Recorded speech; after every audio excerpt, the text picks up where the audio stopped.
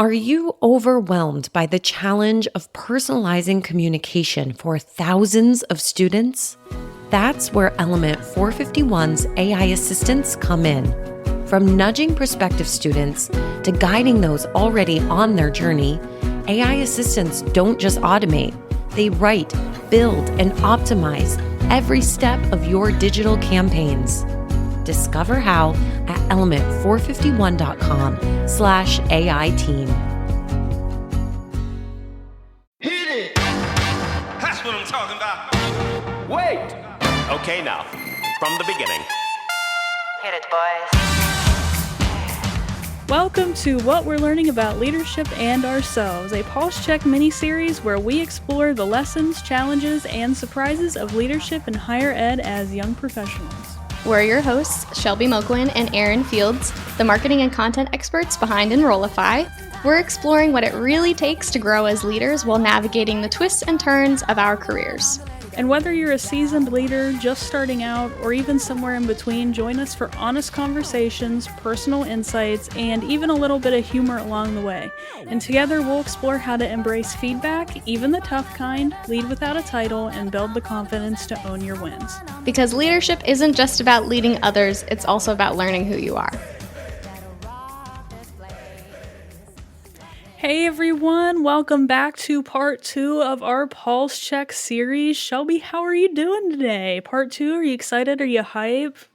I am so excited to be back here today with you, chatting about how we can make a difference even without the titles in our positions. And yeah, hopefully everyone enjoyed part 1. I know we had fun recording it, so yeah. All right, so getting started, Erin, I've got a good question for you. And can you share a time when you successfully influenced a project or decision without having a leadership title, and what strategies helped you make an impact? Good question. Been there, done that. For those of you who don't know, and most of you probably don't, I have a background in graduate admissions and enrollment management in a decentralized model. So if you can imagine, I worked with a lot of different programs and a lot of different departments, and everything was different from one compared to the next. I worked on a project where we were brainstorming ideas for a new campaign for a specific college. I didn't have the title or the authority to make higher level decisions. I was, entry level, just kind of starting, but I really had my graduate degree was in marketing. So I really had a clear vision of where this campaign could go based on my foundation in marketing. And so instead of trying to force my ideas, I really focused on doing the homework. I gathered data, I researched similar campaigns based on how other higher education institutions implemented something similar, and I created a super clear outline on how my idea could potentially work and why we should invest in that. And so when it came to pitch that idea, I didn't present it like, oh, here's what we should do, from the bottom of the totem pole. You never want to present something like that.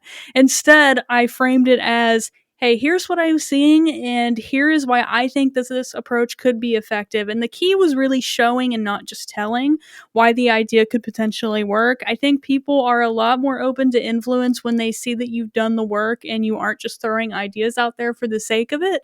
And that experience really taught me that influence isn't just about being the loudest person in the room, it's also about being the most prepared person. Awesome. I don't have a ton to give to this question because obviously I graduated in May from Drake University's online program, but this is such a great example for me and other people that are my age out there, young professionals, to take this story and use it in the future. This is something that we can use, and your approach to that is how we can think about certain things. So I love that. Shelby, you're a newer kid on the block, so maybe you don't have experience with that specific question, but, from your perspective as someone who has just come out of college and now you're in, your kind of first role here, what do you think is the most overlooked skill when it comes to leading through influences, and how do you think people can develop that as they're growing to become leaders? For me, the skill that stands out the most is relatability. I feel like it's such a game changer when leaders approach situations in a way that feels like a conversation rather than a lecture, right? No one wants to be talked down to or talked at, right? It's not a very fun feeling. Like, it makes us feel almost invisible when we're young and we're starting out. So I love and appreciate leaders like you and Mallory, Oh, thank you. and really a lot of the whole team at Enrollify and at Element that have come to me and just conversed with me like I'm a human being. Like, right? They just meet me where I'm at, and it makes me so much more open to their feedback and guidance. And it's really truly about feeling seen and understood, that makes all the difference for me. And so to build that relatability, I feel like the best approach is practicing empathy, because you don't have to be exactly in my shoes. You don't have to be in my situation, but you just have to attempt to understand where I'm coming from. And I feel like another thing that's really important is sharing relatable experiences and challenges and lessons that people have been through. And like, those are bonding moments, right? Especially like when you're starting out at a new workplace or a new company or a new school or a new job, anything. Like, we try to find moments of connection between people. And I think that that helps so much, making that person seem more like if your boss, like, it makes them seem more real. Like, they don't have to be scary. They don't have to be like the big intimidating boss. I mean, yes, like, it's great to have some decisiveness and some firmness, but having that super relatable approach, I'm more like willing to accept feedback from you, to listen to you if you have that relatable approach with me. Yeah, and I think going back to last episode, we were talking about asking questions and being confident enough to ask questions when you're getting feedback or feedback that you don't understand. And I think that approachability part as a leader is so important, to be able to foster that environment for your employees to be able to feel comfortable enough to come to you and ask those questions and get that clarity. Another thing that I kind of want to echo what you said is that, active listening, hands down, is such an overlooked skill. Like, Yes. truly, people think influence is like just about being persuasive and knowing all the answers, but really it starts about when you're being able to truly hear what others are saying. If you're not listening, I don't know how you know what other people care about, what their priorities are, or, where they're even coming from. And the way I've developed this is to go into conversations with curiosity. Instead of thinking, how can I get them to board with my idea? I ask myself, okay, what's important to this person? What's their perspective? I think when you make someone feel heard, they are that much more open to hearing your ideas and actually what you have to say. And with that, like you said, empathy goes hand in hand with listening. Being able to reflect back on what you've heard from someone else is a huge skill. Saying things like, okay, here's what I'm hearing. Does that align what you're thinking? Shows that you're engaged and you're in this collaborative mode. Influence is a two-way street. And I think the best way to start is by being genuinely interested in the other person's viewpoint and what they have to say, because just, not saying that, going into a meeting and sitting back and listening, that doesn't mean that you don't come prepared to the meeting. Like, you still need to do your homework. You still need, if someone's sending an attachment, if there's an agenda, you need to look at that agenda.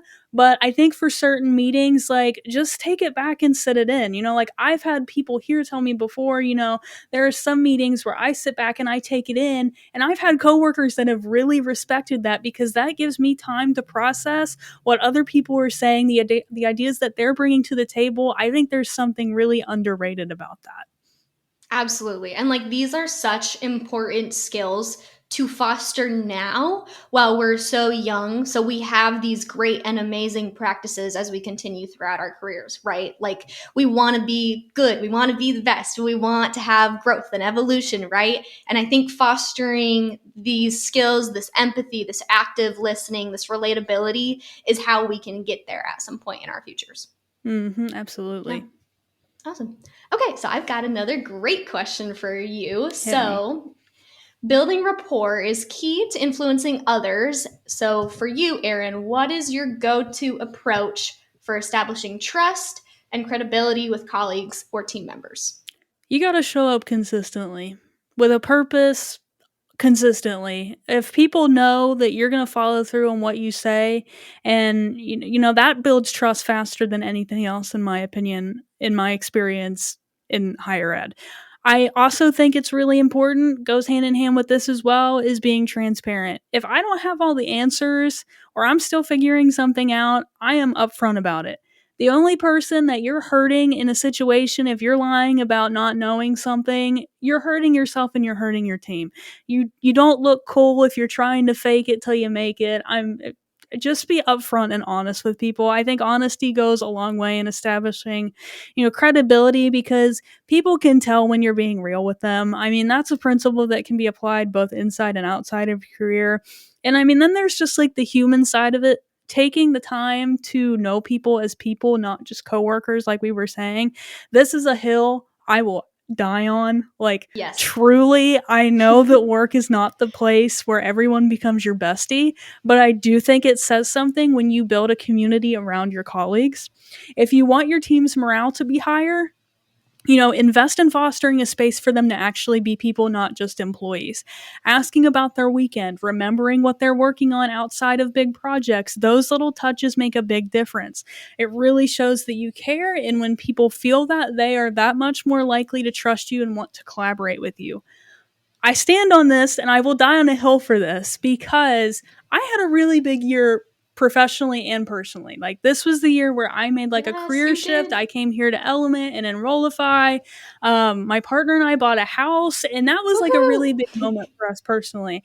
And I was so excited to share that with my coworkers here at Element, like our Enrollify team, the marketing team at Element. And to my complete surprise, when, we moved in, we closed on the house, the marketing team at Element and Enrollify had sent me a basket of like chocolate with a really nice note, like just a housewarming gift. And I had like never had that happen at a job before. And little things like that, I mean, you don't have to go out and get people like baskets of things, but like acknowledging them that they have a life outside of work and that they are people and that they have things going on, and celebrating their personal wins with them, like that just made me have so much respect for this company. Like, I'm going to do a big plug here for Element and Rollify. Like, this place is so awesome to work at. Like, the It people that is. I've met here, the work that I do, it's just unreal. And when you foster that kind of community for your employees, it makes them want to do that much. It makes them want to work that much harder to get their goals accomplished, to get the company's goals accomplished, because you're backing them as a person, they're backing you as a company. It's a two-way street. Absolutely. Like, it's all about supporting each other to establish trust and credibility. Like, it's all about being there for one another. If it's in times of need, absolutely. But like, the higher ed industry moves so fast, like literally so fast.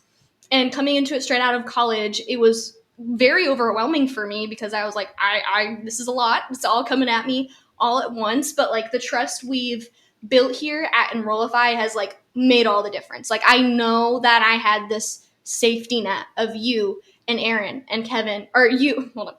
I know. Oh God. We're just gonna laugh the whole time. Okay. I know I had this safety net of Mallory and Aaron and Kevin to support me and give me the confidence to take on all of these challenges, even like when I felt like I was like kind of drowning a little bit. Like, Well, it's very sweet of you to say, Shelby, because you were actually the first person that I've gotten the chance to mentor. And with that, as someone who can be your first mentee, you were a very good mentee to have. So thank you oh, I for all love of it. your kind words. And echo completely. Our team is just a bunch of rock stars. And so, Shelby, my next question for you would be, what advice, obviously you don't start in a leadership role, you got to grow into that. And so what advice would you say or give to someone who feels hesitant to speak up or take initiative because they don't have an official leadership role or title?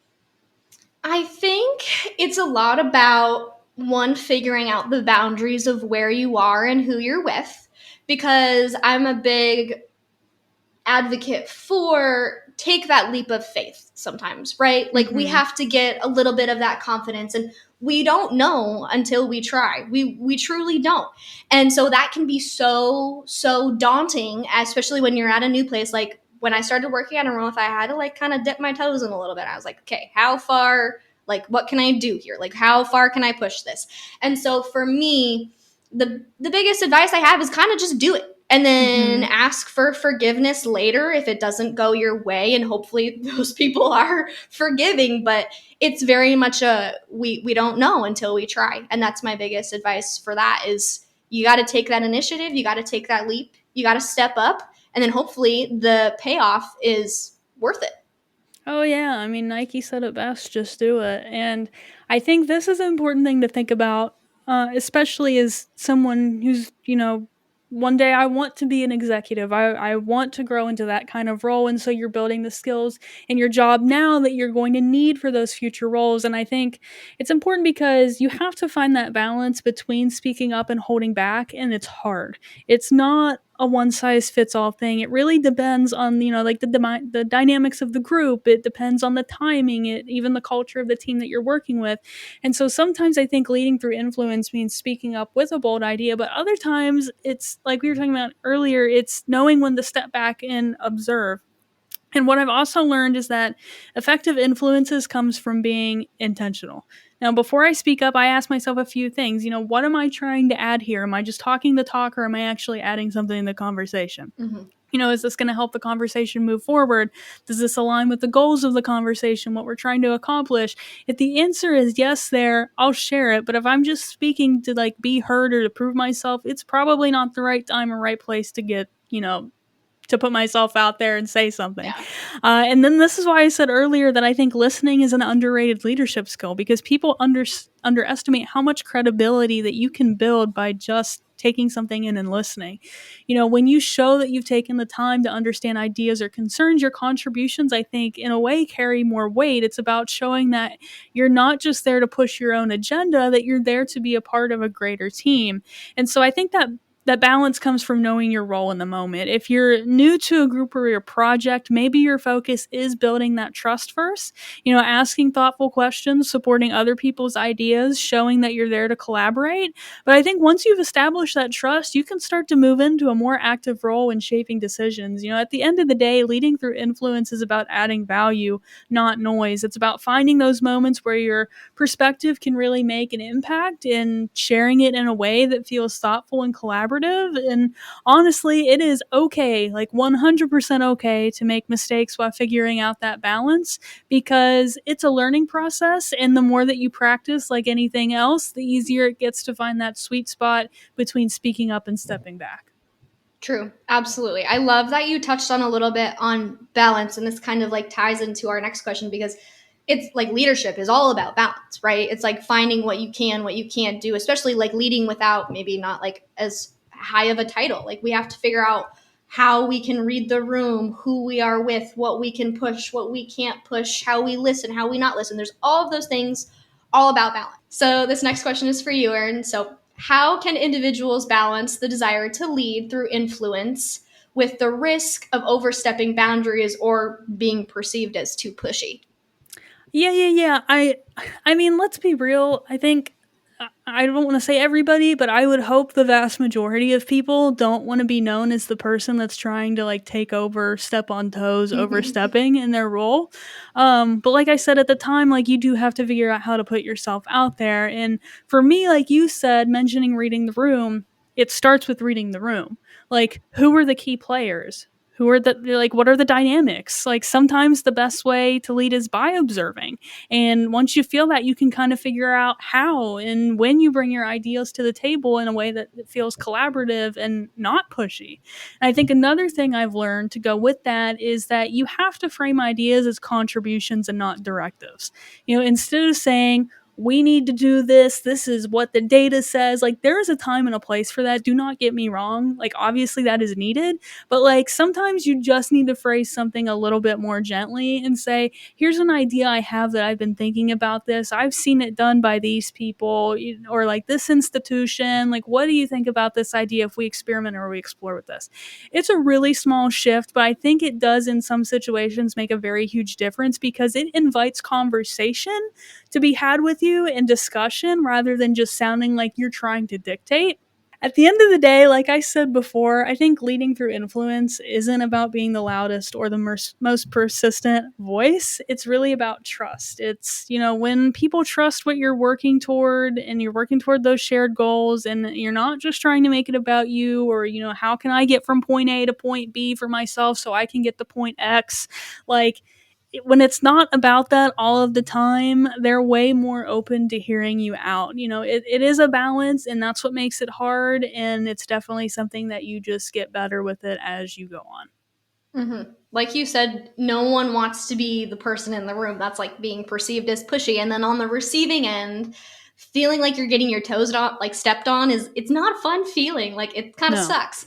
And so like I've been there a lot of times with like classmates and teammates and like even clients, and it's uncomfortable, it's frustrating, I can feel my face like flush up, like get all irritated and everything, and it can put you on the edge. And so something that has stuck with me, Mallory said it during a meeting once, and she said, responsibility is taken, it's not given. Hopefully I'm quoting that. Hopefully I'm quoting that right. Watch me get like a Slack message me like, actually, I said this, but sorry, Mallory. Hopefully I said it right. But anyways, you get the idea. So I'm, a big believer of take those leaps of faith. But what I think is important with taking those leaps of faith is you have to prove that your intentions are in the right place. You're trying to push something. You're not just pushing your own agenda forward, right? You're trying to take this leap because you have good intentions for the team, for this project, for this campaign. And so it's not about being pushy. It's about proving your value, like while respecting the people around you. And again, once you find that balance, those big leaps become a whole lot less scary. You need to prioritize the team's goals and not just push your own agenda forward. And as soon as you figure that out, you're able to help everyone succeed, right? You're able to help yourself succeed. You're able to help the team. And at the end of the day, it improves your leadership skills. And then you also get you push yourself a little bit further. So you protect yourself from being pushy by being like, okay, I have these goals. This is where I'm coming from at this place in time with these reasons. I don't want to step on your toes, but you just have to have that good reasoning behind it. Yeah. That was such a good Mallory quote. That is actually one of my favorite ones. She said that very recently to me and it stuck with me as well, Shelby. Whenever I kind of told her, hey, can I take the lead on the building the AI ready campus guide that we have out on, which is beautiful, by the way. Go check it out. Go check it out. Yes, it's on the website pretty. If you want to download it. It's go great. Check it out. So when I kind of pitched to her, can I take the lead on this? She, told me that same thing. And, when your employer or your mentor or your boss just gives you that kind of confidence to be like, you're showing the initiative on this project, I'm going to let you run with it and, check back in with me. I just felt like she full-heartedly trusted me with this guide. And as an employee, that's one of the best feelings that you can absolutely have. To know that your boss and your team trust you with some piece of content, because content marketing is not something to be overlooked, especially when you are top of funnel marketing. Content is really making or breaking your brand. If you have good content, people are going to come back. If you have bad content, people are hopping. So to be trusted with that kind of content and that level of content for our brand was absolutely amazing. So just a little tidbit there to add to your story. But Shelby, as we wrap up here, do you have any final thoughts kind of on, you're starting out. I've only been in higher ed for 5 or 6 years, so I wouldn't say we both necessarily have executive high leadership titles. So you have anything to close us out? I think, again, just stressing the importance of leading through influence, building rapport and empathy, starting at such a young time, not even just a young time, just starting at so early in your career, it's vital. It'll make or break you as a leader in the future. And that Absolutely. Is something that I wish a lot of more leaders that I would have encountered in the past would have had. And so we're just kind of advocating for what we wish we had, but anyways, yeah, hopefully you got something out of this episode. Come find us, come chat with us. We're always down to share more stories and tell us or give you some more advice. But anyways, yeah. Yeah, we're both on LinkedIn, so if you have any questions or you want to connect with us, please, by all means, feel free to find us on LinkedIn and connect with us. We'd be happy to chat with you. Well, thank you all. Tune in next week for our part 3.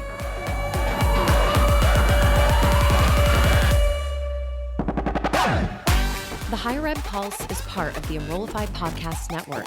If you like this podcast, chances are you'll like other Enrollify shows too. Our podcast network is growing by the month, and we've got a plethora of marketing, enrollment, and higher ed technology shows that are jam-packed with stories, ideas, and frameworks, all designed to empower you to be a better higher ed professional. Okay, now. Our show helps higher ed marketers and admission pros find their next big idea and features a selection of the industry's best as your hosts. Learn from Brian Gross, Eddie Francis, Jenny Lee Fowler, and so many of your favorite leaders in higher ed. Enrollify is made possible by Element 451, the next generation AI student engagement platform, helping institutions create meaningful and personalized interactions with students. Learn more at element451.com.